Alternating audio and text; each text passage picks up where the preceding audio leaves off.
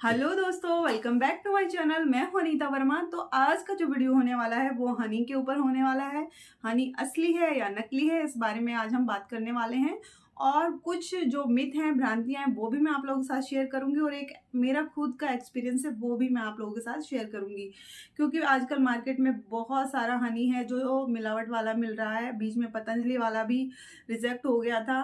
लेकिन कौन सा हनी असली है, कौन सा नकली है, इसको पहचानने में आजकल बहुत ही ज़्यादा दिक्कत होने लग गई है। और विदेशों में जो शहद मिलता है वो ज़्यादातर तो जमा हुआ ही मिलता है। लेकिन अभी जो मिलावट आ रही है उसका मत पूछिए। तो मिलावट का तो सिर्फ लैब में ही पता लगा सकते हैं। एक अगर उसको पूरी तरीके से अगर आपको पता लगाना है तो वो लैब ही लगा सकती है, आप घर पर नहीं लगा सकते। लेकिन छोटे छोटे कुछ ऐसे टेस्ट है जिनको आप करके घर पर भी पता लगा सकते हैं कि ये जो शहद आपने खरीदा है, जिसे आप खा रहे हैं, यानी कि शहद को अमृत बोला जाता है, अमृत तुल्य होता है। बहुत सारी बीमारियों का नाश होता है इससे। अगर आप बेकार वाला हनी खा रहे हैं, चाशनी ही खा रहे हैं, तो वो आपके शरीर को ठीक ना करने की बजाय और ज़्यादा खराब कर देती है। तो चलिए बात करते हैं। तो देखिए, ये है पतंजलि का हनी। मैंने डाबर का हनी भी यूज़ किया है, पतंजलि का भी किया है। लेकिन जब ये डब्बे में आता है तो ये लिक्विड रहता है। अगर ये जमा होगा तो लोग नहीं लेंगे। तो ये खुलने के बाद कैसे जम जाता है ये मुझे भी नहीं समझ में आया। क्योंकि मैं डाबर वाला भी लेके देखी हूँ कि डाबर वाले में भी ऐसा होता है, जब आप उसे आधा यूज़ कर लेते हैं तो फिर वो जमने लगता है। तो कैसे जमता है मुझे नहीं पता। लेकिन इसी तरीके से इसको भी हो। इसको मैंने 1-1.5 साल पहले खरीदा था, तो मैंने आधा जमा हुआ, मैंने रखा सर्दियों में। मुझे लगा सर्दियों में जम गया है तो ये गर्मी जब आएगी तो पिघल जाएगा। लेकिन गर्मी में भी नहीं पिघला, वो ऐसे के ऐसा ही रहा। तो मैंने फेंक दिया उसको।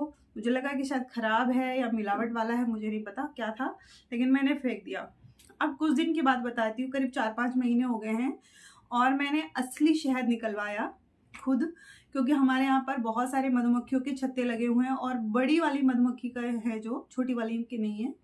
तो बहुत सारे लगे हुए, एक भैया ने तोड़ा और फिर मैंने भी 1 किलो लिया था। तो देखिए, मैंने बोतल में भर के रखा हुआ उसको। और वो पहले तो ये पूरा ही जमा हुआ था। जब थोड़ा सा ठंडा भी था तो ये पूरा ही मतलब जमा हुआ था। तो एकदम जैसे घी नहीं हो जाता है, घी जम जाता है, उस टाइप से जमा हुआ था। लेकिन अब जैसे जैसे गर्मी आई और ये इस तरीके से हाफ हाफ हो गया, तब मुझे समझ आया कि ये तो मैंने असली खरीदा है, मेरे सामने ही निकलवाया है मैंने, तो फिर ये क्यों जमा।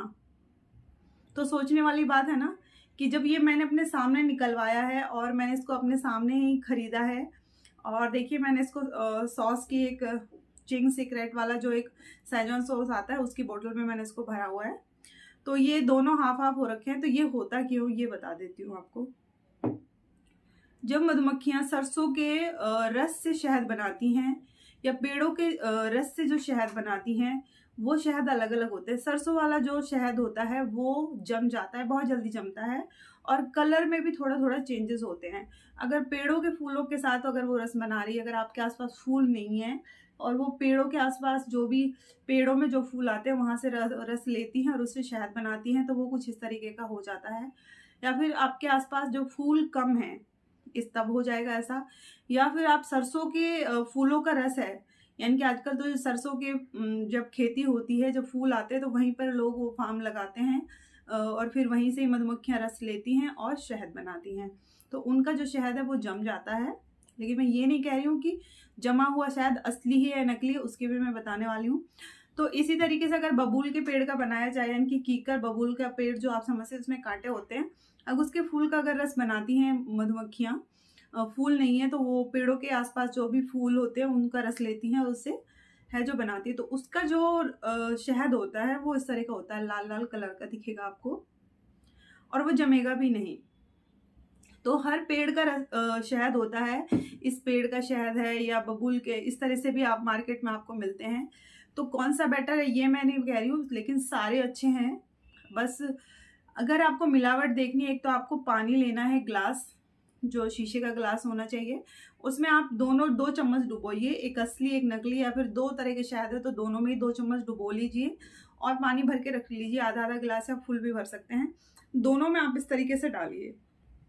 जब आप उसमें इस तरीके से डालेंगे तो वो धीरे धीरे ऐसे बिल्कुल मतलब पतली धार बन के गिरेगा। एक तो असली वाला जो होगा वो पतली धार बन के गिरेगा और वो गिरता ही रहेगा, थोड़ा सा रह जाएगा तब भी वो गिरता ही रहेगा।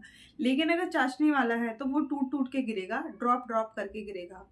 जब थोड़ा सा धार से गिरेगा फिर वो ड्रॉप ड्रॉप करके, या फिर गिरेगा ही नहीं, ऊपर हो जाएगा, तो वो चाशनी है। और वो गिरता ही रहेगा पतली धार की तरह, तो वो असली है।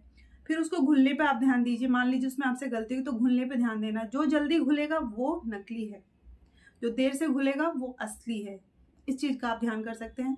दूसरी चीज, जब आप उसको अपने हाथ पे रख के देखेंगे, असली वाला शहद की तरह चमकेगा। और अगर चाशनी वाला है, मिलावट वाला है, तो जब आप उसकी बूंद को रखेंगे अपनी हथेली पर, तो मैं कह रही थी जब आप उसे अपने हाथ पर ड्रॉप कर रखोगे तो वो फैलने लगता है। असली होगा तो फैलेगा नहीं, चमकेगा मोती की तरह और एक शेप ले लेता है, वो मोती की तरह ही शेप ले लेगा।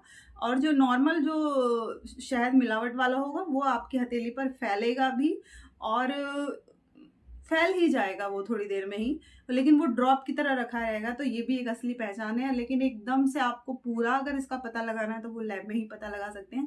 ये कुछ जनरल चीजें हैं जो हम घर पर भी करके देख सकते हैं। तो मैं इस वीडियो में आपको ये बता रही थी कि मैंने असली भी खरीदा है और मैंने मार्केट वाला भी खरीदा है।